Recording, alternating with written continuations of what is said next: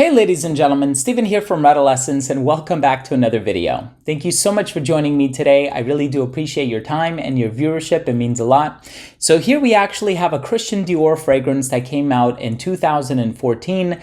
I really wonder if we have a lot of fans of this fragrance. I know there are a few friends of mine personally who really enjoy this one, Gary Carloni being one of them. And this one by Christian Dior, of course, is called Dior Homme Eau. I'm excited to tell you what I think, so make sure to stay tuned.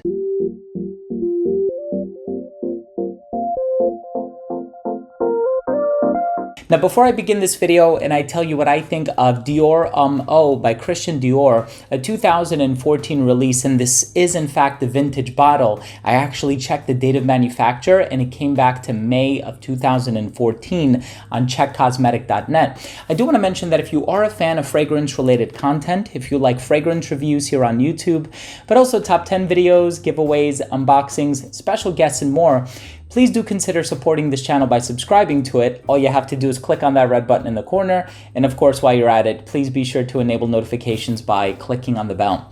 So again, this is a fragrance that came out in 2014, and that is the vintage version. Now, I believe it was reformulated in 2019 or something like that. And of course, this is part of the Dior Homme line. Now, of course, they took the original Dior Homme and they reformulated it in 2020. And the perfumer is Francois Demachy of that 2020 reformulation, but also of this fragrance as well. Now, with the original Dior Homme, the one with the really waxy iris note, the perfumer was Olivier Polge. And so he created that fragrance. I believe he did an amazing job. And then, of course, I also happen to be a fan of Dior Homme Intense, Dior Homme Parfum. I'm a fan of the whole line. I do want to mention that if you are interested in picking this up, you may do so at fragrancebuy.ca. All of the information is going to be down below. They have 100% authentic niche and designer fragrances. And I also want to mention that they're currently running a contest on their website for the top 5 fragrance houses according to your pick. I'm going to leave an information or a link for that down below as well, so you can definitely participate in it. Hopefully you win some goodies, so good luck there. Anyway, today we're talking about Dior Homme Eau, a 2014 release. This one is perceived to be brighter and fresher with notes of grapefruit and coriander, but it still has that iris in there. So I'm excited to give you my thoughts on the smell. Let's start things off with the presentation.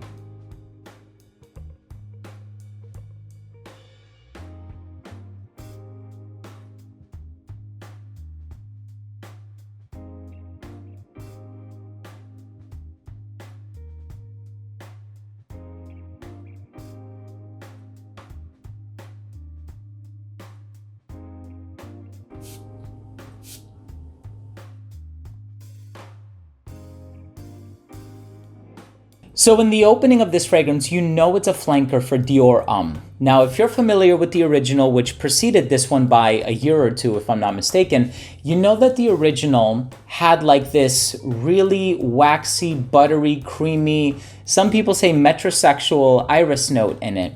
And of course, the reason for that being that floral ingredients are typically perceived to be feminine, whereas I actually really like the smell of iris. I like rose, I like heliotrope. There are a lot of florals that I do enjoy. And I feel like with this fragrance, it was a little bit of a gender bender perfume, if you will. And so it opens up with that creamy iris, but it's not as creamy or waxy or evoking the smell of lipstick or a cosmetic bag as the original, because this one is a little bit fresher. So this one has the grapefruit in the opening. There are some other citrus elements in here because it's not overly tart, and tart is an adjective that I would assign to grapefruit, or the way that it smells to me at least. And this one is not overly tart. It has the grapefruit in here. It also has a nice bit of spiciness, but coriander provides a smooth spiciness, not something like ginger or saffron where it's really biting. So this one is a little bit more on the smooth side. And you definitely have the iris, and the iris is apparent from the first second of application. And I feel like it's a little bit more muted in its approach. And so if you perhaps felt a little bit uncomfortable about wearing the original Dior Homme, but you're a fan of iris, you're a fan of that note and how it's implemented in this woodsy, spicy, citrusy blend, I feel like this one might be a little bit more easygoing for you. Now, in the dry down, you do have a little bit of amber, Nothing about this fragrance is sweet to my nose, and you have cedarwood. And I feel like the cedarwood is probably working hand in hand with the coriander to kind of add that earthy bridge from the opening to the dry down. But really the heart of this perfume, literally because it's a heart note, but also just because it's the dominant note in here, is that note of iris. And so if you are a fan of fresh takes on iris, chances are you're really going to enjoy this fragrance. Now, in my personal experience, I don't have too much experience with the 2019 version, which is when I believe this fragrance was reformulated. But if you do have an opportunity to pick up the 2014 version, again, fragrancebuy.ca's information is going to be down below. If you have the opportunity to pick up the 2014 version, you can expect to get the iris in there, that fresh / woodsy / a little spicy iris that you're going to get from it, and it's very easy to wear. I would say this one is easier to wear than the original Dior Homme, which is a little bit more heavy-handed on the florals. And of course, I also happen to be a huge fan of Dior Homme Intense and also Dior Homme Parfums. Those two are a little bit more on the sweet side with that musk mallow / ambrette vibe, a little bit of a pear smell to it as well. And of course, Dior Homme Parfum has the leather in it, which I really, really like. I know it had a mixed reaction from the community when it came out, but I happen to be a really big fan of it. But Dior Homme Eau is a solid scent, great office scent, compliment getter, so easy to pull off, so easy to wear, and it has a very likable DNA about it. Let's go ahead and finish things off with my overall assessment. So first up, in terms of the uniqueness and the overall smell, it is a flanker, so I wasn't expecting it to be completely different from everything else that Christian Dior has put out, but it actually does bear about a 70% resemblance to the original Dior Homme, which is what I think a flanker should do. It should pay homage to the original while still doing things differently enough to warrant a purchase. And the overall smell, I think the DNA is a little bit more accessible than the original. And then of course, if you're going to buy something like the Intense or the Parfum version, you have to be a fan of sweet leather fragrances. But if you're a fan of iris and you're on a pretty tight budget, I think this is a really great fragrance for you to check out and experience. In terms of the longevity, I got about 6 hours on my skin, so the longevity is average. The projection was great for the first 2 hours of application. I feel like for the first half hour, it radiated actually beyond an arm's length, but then it started to sit a little bit closer to the skin, about an elbow's length after that second hour of application. The versatility on this one is also really good, despite the fact that it's marketed for men. I think this one is perfectly unisex just because of the iris. I think this one can be worn casually, but also dressed up as well.